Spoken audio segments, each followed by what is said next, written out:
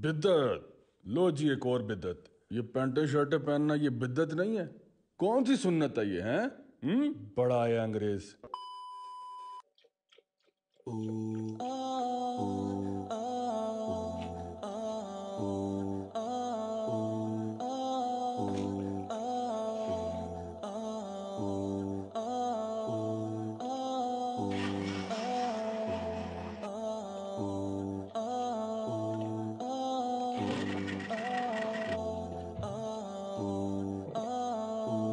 You gotta be the one who prays on time, who lives right every day.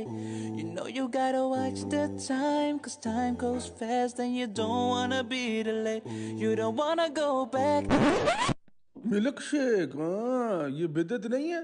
ये milk shake पीना कब से सुन्नत में जायज हो गया है? बड़ी स्ट्रॉबेरियां बनाना बर्फें डाल डाल के मिल्क शेक बनाते हो हैं? ये बिद्दत नहीं है?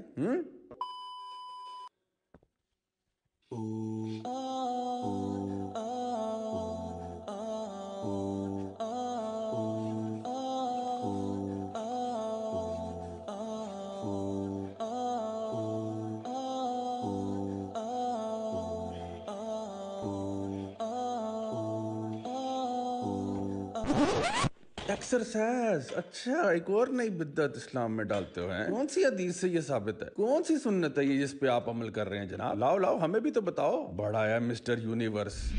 आप लोगों ने बिल्कुल सही गेस किया है कि आज का टॉपिक जो है वो बिद्दतों के बारे में है। सबसे पहले तो ये बात जान लीजिए कि इंसान के जो अमाल हैं वो ज़ाया भी हो सकते हैं। इसकी दलील हमें कुरान मजीद से मिलती है। सूरह फुरकान सूरह नंबर 25 आयत नंबर 23 और सूरह अल कहफ सूरह नंबर 18 आयत नंबर 103 और 104, जिसमें इस बात की तरफ इशारा किया गया कि कुछ लोग ऐसे हैं जिनको लगता है कि वो अपने अमालों में बड़े ज़बरदस्त काम कर रहे हैं, लेकिन असल में उनके अमाल बिल्कुल ज़ाया हो जाते हैं। अब सवाल ये पैदा होता है कि अमाल ज़ाया कैसे होते हैं? अमाल के ज़ाया होने की प्राइमरीली दो मेन वजूहात हैं। एक, नीयत का खालिस ना होना, और दूसरा उस अमल का शरीयत के मुताबिक ना होना।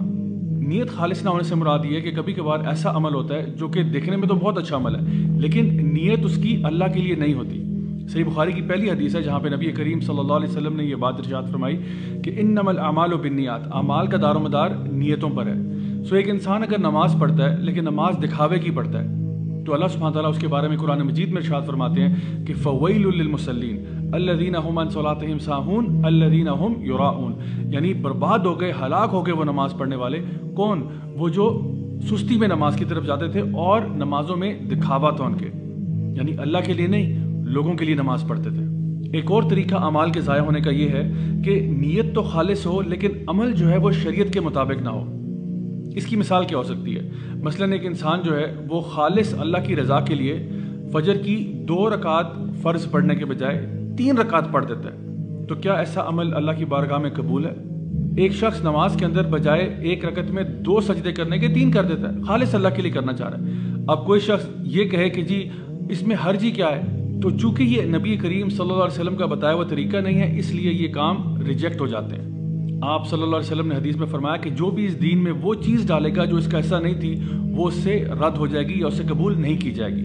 सो अमाल की कबूलियत के लिए एक तो नीयत का खालिस होना ज़रूरी है और दूसरा शरीयत के मुताबिक यानी कुरान और सुन्नत के मुताबिक होना ज़रूरी है। अब आइए हमारे दीन के एक बड़े अहम उसूल की तरफ। वो उसूल ये है कि दुनियावी मामलात के अंदर तमाम चीज़ें हलाल हैं सिवाय उन चीज़ों के जो कि शरीयत के अंदर मना की गई हैं। मिसाल के तौर पर खाने पीने, चलने फिरने, उठने बैठने में जो आप करना चाहते हैं आप कर सकते हैं, सिवाय उन चीज़ों के जो कि शरीयत ने मना फरमाई है। मसलन खाने पीने में आप जो मर्जी खाए पिए, आप बर्गर खाएं, पिज्ज़ा खाएं, ये खाएं, वो खाएं, जो मर्जी खाएं आप, लेकिन खिंजीर का गोश्त नहीं खा सकते, मुर्दार जानवर नहीं खा सकते, वो जिस पे गैरुल्लाह का नाम लिया है वो नहीं खा सकते, वो जानवर जो एक्सीडेंटल डेथ में मर गया हो वो नहीं खा सकते, क्योंकि इनका जिक्र कुरान मजीद में एक्सप्लिसिटली आता है कि ये चीज़ें हराम है। इसके अलावा वो जानवर जो हदीस मुबारक में आते हैं, जैसा कि वो जिनके K9 टीथ होते हैं और वो जो पंजों से शिकार करते हैं, उनको भी खाना हमारे लिए जायज़ नहीं होगा। इसके अलावा चिकन कढ़ाई, मटन कढ़ाई, बर्गर, पिज्ज़ा जो खाना चाहते हैं आप खा सकते हैं। इसके लिए अब ये आर्ग्यूमेंट नहीं हो सकता कि जी बताइए कहाँ पे नबी करीम सल्लल्लाहु अलैहि वसल्लम ने पिज्ज़ा खाया या कहाँ उन्होंने बर्गर खाया और उसको खाने का हुक्म दिया। दुनिया के मामलात में हर चीज़ हलाल है सिवाय उन चीज़ों के जो कि मना फरमाई गई है हमारी शरीयत में। अच्छा, दीन के मामलात में बात बिल्कुल ऑपोजिट है। دین کے معاملات میں ہر عبادت حرام ہے سوائے اس عبادت کے جو اللہ اور اس کے رسول کی طرف سے ہم تک پہنچی ہے۔ مثال کے طور پہ کوئی انسان اپنی طرف سے کوئی نئی نماز ایجاد نہیں کر سکتا۔ مثال کے طور پہ وہ کہے کہ جی آج کل چونکہ لاک ڈاؤن چل رہا ہے تو لاک ڈاؤن کی ایک نماز نکالتے ہیں جس میں 6 رکعت آپ پڑھیں گے اور اس میں آپ 2 دفعہ سلام پھیریں گے اور آپ اس میں اتنی دفعہ آیت الکرسی پڑھیں گے اور اس میں اتنی دفعہ یہ کریں گے، یوں ہم نہیں کر سکتے۔ اگر ہم ایسی حرکت کریں گے، دین کے اندر اضافہ کریں گے، اپنی طرف سے کوئی نئی چیز ڈالیں گے، چاہے وہ میڈ ان پاکستان ہو یا میڈ ان انڈیا ہو یا میڈ ان چائنا ہو، کوئی بھی چیز جو نئی ڈالیں گے دین کے اندر وہ بدعت ہے۔ اور نبی کریم صلی اللہ علیہ وسلم اپنے مسنون خطبے میں ہمیشہ کہا کرتے تھے کہ ہر چیز جو اضافی طور پر دین میں ڈالی جاتی ہے وہ بدعت ہے، ہر بدعت جو ہے وہ گمراہی ہے اور ہر گمراہی جہنم کی آگ میں ہے۔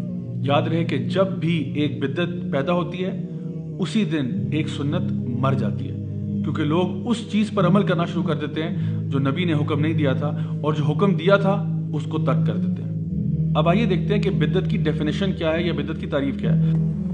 بدعت آپ لوگ جانتے ہیں کہ شرک کے بعد جس شے کی مذمت سب سے زیادہ اللہ کے رسول نے بیان کی ہے وہ بدعت۔ کسی جرم کو اتنا برا نہیں کہا جتنا بدعت کو کہا، تو بدعت کے بارے میں جاننا ضروری ہے۔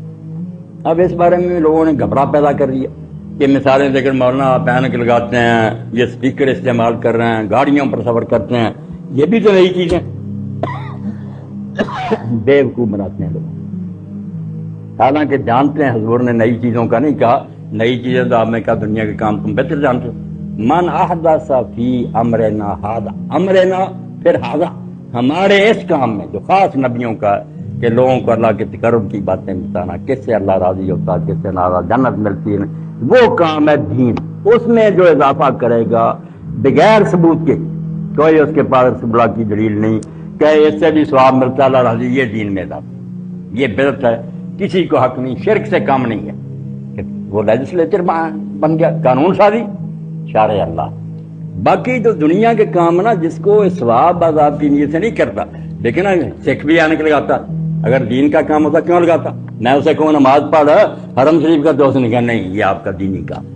ساری دنیا دین کی اور دنیا کی تقسیم کو جانتی ہے کہ جو کام ان کو شاہ ولی اللہ رحمۃ اللہ نے بہت اچھا سمجھایا کہ ایک ہے اقترابات، اللہ کا قرب حاصل کرنے کے لیے، وہاں ہم کوئی چیز نہیں نکال سکتے جب تک اس کی سند ہمارے پاس نہ ہو۔ ایک ہے ارتفاقات، دنیا کی زندگی سہولت سے گزارنے کے لیے، یہ ہم لباس نکالیں، سواریاں نکالیں، کھانے نکالیں، یہاں ہمیں کھلی چھٹی ہے سوائے اس کے کہ کوئی چیز حرام آ جائے۔ یہ دونوں دائرے الگ ہیں، اقترابات میں بالکل جکڑے ہوئے ہیں، ایک شے بھی نہیں نکال سکتے جب پہلے ہمارے پاس سینکشن آ۔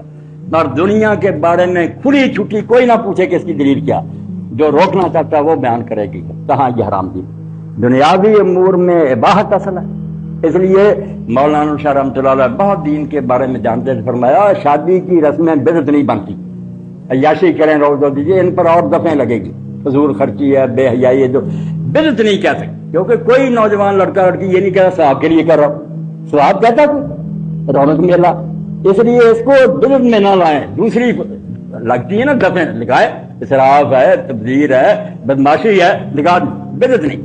جو موت کے بعد کی رسمیں وہ ساری بدعت، اگر اس کی دلیل نہیں، کیونکہ وہ لوگ محض رسم کے طور پر نہیں کرتے، سمجھتے ہیں ثواب ملتا، مردے کو فائدہ پہنچتا، وہاں دلیل دکھانی پڑے گی، بغیر دلیل کریں گے بس یہ دونوں دائرے الگ الگ کر لے کہ جو ثواب و عذاب کا اللہ کا قرب حاصل کر رہے اس میں نئی چیز نہیں نکالتے، وہ بدعت ہوگی۔ باقی چیزیں جو ان میں جو مرضی نکالیں وہ بدعت نہیں، نہ اس کا اس سے کوئی تعلق۔ اور